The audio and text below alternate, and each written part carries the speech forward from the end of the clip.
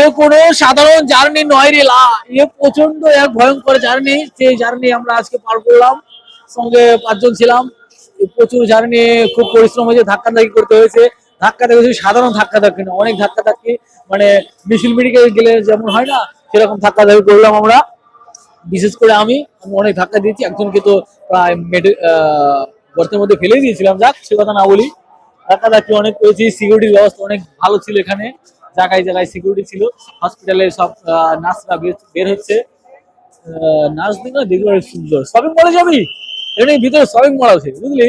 সিকিউরিটির ব্যবস্থা খোলামেলা, সুন্দর সুন্দর পরিবেশ, শপিং মল দাদা, বুঝলি। শপিং মলে আমি আসছিলাম, ওদেরকে আর হারিয়ে ফেলবো না তো, প্রত্যেক ওই যায় নাই এলে এক আর হারা গেয়া, আর একজনকে হারা ফেললাম। এভাবে কি মানুষ খোঁজা যায়? এই হাজার হাজার লাখ লাখ মানুষের মধ্যে কি একজন মানুষকে খোঁজা সম্ভব? ফোন দিচ্ছি, ফোন তুলছে না। উনি হয়তো নেটওয়ার্কের সমস্যা হচ্ছে, ফোন যাচ্ছে না, ঠিক মতো রিসিভ হচ্ছে না। খুঁজে পাবো, কিন্তু একটু দেরি হবে। যাক, দেখা যাক কতক্ষণ খোঁজাখুঁজি রাস্তা চলে। আমরা আধা ঘন্টার মধ্যে খোঁজাখুঁজি করছি, আরো করবো। কারণ তাকে না নিয়ে তো আর বাসায় যাওয়া যাচ্ছে না। ফোনের পর ফোন চলছে, কিন্তু ফোন রিসিভ করছে না, হয়তো টের পাচ্ছে না, আবার নেটওয়ার্কের প্রবলেম হতে পারে। সঙ্গে 4 জন আর 5 জন আসছিলেন, একজনকে হারিয়েছিলাম, এখন 2 জনকে হারিয়েছি। এখন দেখা যাক কতক্ষণ তাকে খুঁজে না পাই। যতক্ষণ না পাচ্ছি ততক্ষণ আমরা হসপিটালের মধ্যে আছি। হসপিটালের পরিবেশটা খুব ভালো, এখানকার ডক্টররা সব বাইরে থেকে আসা। অস্ট্রেলিয়ার ডক্টর দেখছিলাম আমি, থেকে পাকিস্তান, কাশ্মীর, জায়গায় জায়গায় ডক্টর, নার্স, বাংলাদেশি অনেকগুলো লোক এখানে থাকে। ব্যবস্থা খুব দারুণ। উপরতলায় গেছিলাম, আজকে যদি দেখানোর পরিবেশ থাকতো আমি দেখাতাম, কিন্তু দেখানো সম্ভব না, রাত হয়ে গেছে। এমনিতেই অনেক লোক বাড়ি যাওয়ার প্রস্তুতি চলছে, আমিও বাসায় যাবো। তবে একটু ঘোরাঘুরি করে নিই, যেহেতু আসা হয় না সহজে, অনেকদিন পর আসলাম, ভাবছি একটু ভালো করে ঘুরে ঘুরে যাবো।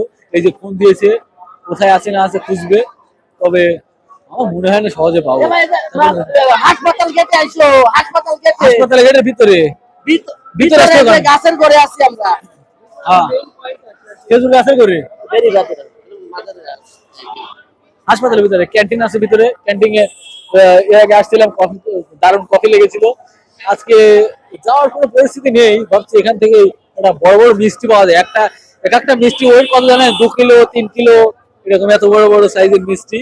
সেই মিষ্টি খুঁজছে, কিন্তু অনেকক্ষণ ধরে খোঁজার পরে পেলাম না। ভাবছি এমনিতেই চলে যেতে হবে, তারপরে যদি রাস্তায় পাই খাবো, নেবো, কিনবো, দেখি কি হয়। রাস্তাঘাটে যে অবস্থা, এখানে প্রচুর লোক, কাকে কি বলবো, কি কি মাইন্ড করবে।